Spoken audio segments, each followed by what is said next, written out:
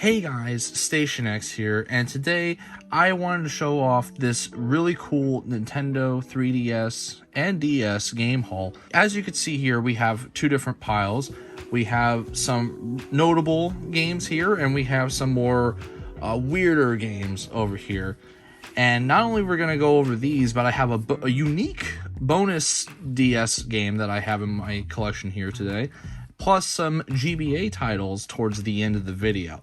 But with that out of the way, let's just kind of get into today's video. We're starting with the more unique pile here. We have The Adventure of Titan, the game, Battleship with bonus e-movie cash up to $10 value in this thing, so that's pretty cool. We have Combat of Giants Dinosaurs 3D. This is, I think, the last one in their combat series here, because like there's a couple more that I have in this video that we're gonna see, but this is the only one I saw for 3DS, if I'm not mistaken. This is the only one I know of. Wreck-It Ralph, a very very notable movie that I used to see all the time when I was a kid. Now I have the DS version. SpongeBob Truth or Square, big SpongeBob fan, so there are a couple of SpongeBob games I actually really do like.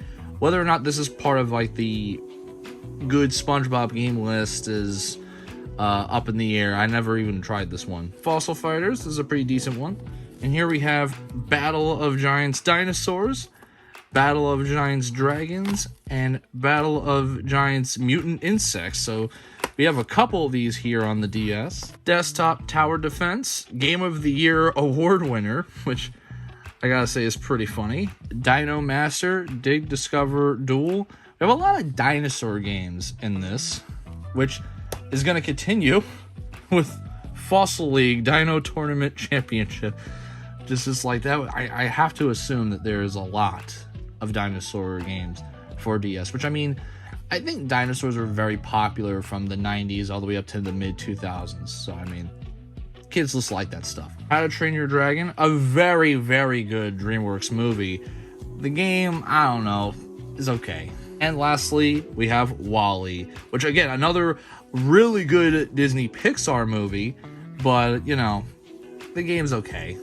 Now we move on to the more notable titles. Here we have Mario and Luigi Dream Team, very good. We have Mario and Sonic at the London 2012 Olympic Games. This is the one that kind of stuck out to me as far as like all the Olympics stuff, because this is the first one that I really watched and got into, because it's always one of those things that's like a tradition in the household sort of deal. And this is one of the first games that I got to play. Of course, I got the Wii version, the home console version, but finally got the handheld version. We got Angry Birds Trilogy.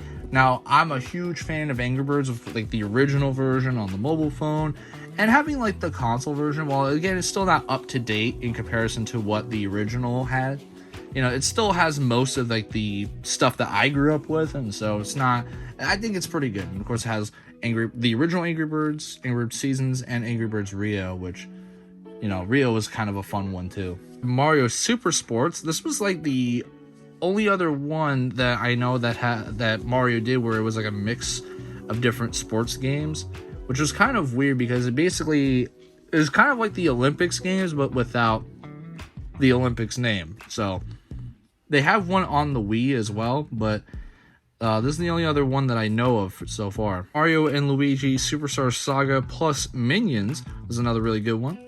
Lego Star Wars The Force Awakens. Now, I thought this was kind of weird that they did a solo Lego Star Wars for just this one movie, because typically they usually did the trilogies, right? Like they had the prequel trilogy, they had the original. And I guess since this was like the first Star Wars movie to come out for a while at that point, they just decided, let's make a Lego game for it.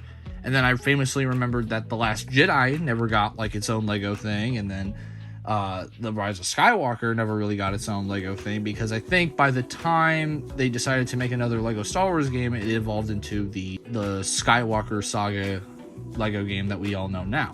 Here we have Fire Emblem Fates Birthright. Now, this was kind of like going for the Pokemon style approach when it came to its releases, because this did release with another game, Fire Emblem Fates Conquest, which is another Fire Emblem game I own on the 3DS. So I have the other one, And I think they did also eventually release a third Fire Emblem game in this kind of like the Fire Emblem Fates series. So they really went with like a Pokemon approach to that, because they had like the 2 main ones, then the bonus game, and so there's like 3 in this kind of trilogy going on, and that's the only other one I'm missing, because otherwise then I would have all the Fire Emblem Fates games. We have Bravely Default 1. Of course, they would go on to make a second one on the Switch, which is pretty cool. Kirby Battle Royale. It's not like an actual like Fortnite Battle Royale, don't worry, but it is a pretty cool Kirby game on the 3DS. Another Kirby game, Kirby Massive Attack, really nice here. The Scribblenauts games, of course we had like the original, and then we have Super Scribblenauts, so that was pretty cool. Here we have Master of Illusion. I promise I'll get into this in a minute, but this game is notable because of the fact that this was probably like the most expensive game I've shown out of all the things here in this pile in this video. This is the one that I spent the most money on, because all these other ones ranged anywhere from like $5 to at most like 30. This one cost me 50, and it's because of the fact that it's this whole kind of set thing where it not only comes with the game, and even though the box is a little beat up, it does come with a sealed copy of Master Illusions, as well as a deck of cards in there that I kind of afraid to take out because I don't want to ruin the box any further. Because I also have to like undo the bottom part basically, and I just don't want to do that. So this is pretty cool, and probably not the most effective way to learn magic tricks, but I definitely think it's the coolest way in my opinion, just because I'm a video game guy. And this is part of the Touch Generations line, so there's another cool fact about this thing. And of course, now we get down to Pokemon Black version 1. With this game in my collection, not only am I just one game away from getting all the DS Pokemon games, but I'm one game away from getting all the mainline Pokemon games, so that's pretty neat. Now, I did mention there was like a bonus DS game that's kind of unique to my collection, and while it's probably not the most flashiest title in the world, I think it's pretty cool, and it is Littlest Pet Shop's Winner. Now, you might notice that there's this little thing here, and that is because this is a German game. This was released in the German region, and that's a German rating on it. So, and how I also know it's German is because if you look on the back here, it's in German, plus these little German flags on the bottom here.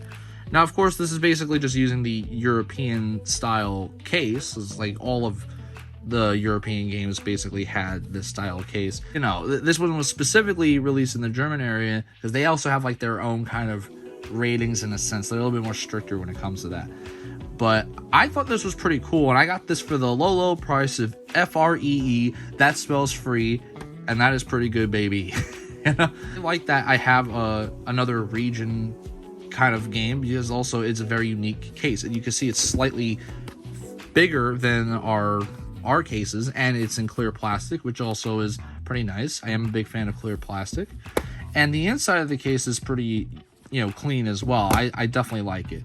And it has a little slot for the Game Boy Advance games, just like our old DS cases from the launch to midway through the generation. But now, the moment we've all been waiting for, those Game Boy Advance games that I gotta say, I got the prices I got for them are just astronomical, because here we have Pokemon Fire Red and Pokemon Emerald, probably the most expensive games other than Pokemon Platinum I have ever gotten for Pokemon, because Pokemon Fire Red, the remake of Pokemon Red, and the first remakes they did for Pokemon is really, not only is this really popular, this thing loose is worth $100, and this thing loose is worth almost $200.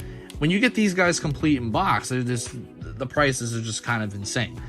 It definitely lands itself on like in the top 10 or even top 5 of my most expensive games that I happen to own. These are really cool, specifically Fire Red, because I emulate this one a lot, and I just really enjoy exploring the world and just catching Pokemon, because I suck at the battles. I'm not very good at that. And while I haven't gotten around to play Emerald, it's funny to me how this one stands out, because it's always like the most expensive. It's the one that gets faked the most a lot too. But with that brings us to the end of this Nintendo handheld game haul. Let me know what you guys think about it in the comments below. Do you think this was a good haul that I got here? Do you think it sucked?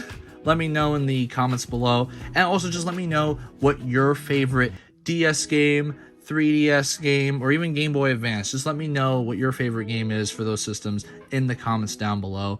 And as always, if you enjoy my content and want to see more, a like and subscribe always helps out the channel. I've been Station X, and I hope you guys have a wonderful day. Baby, you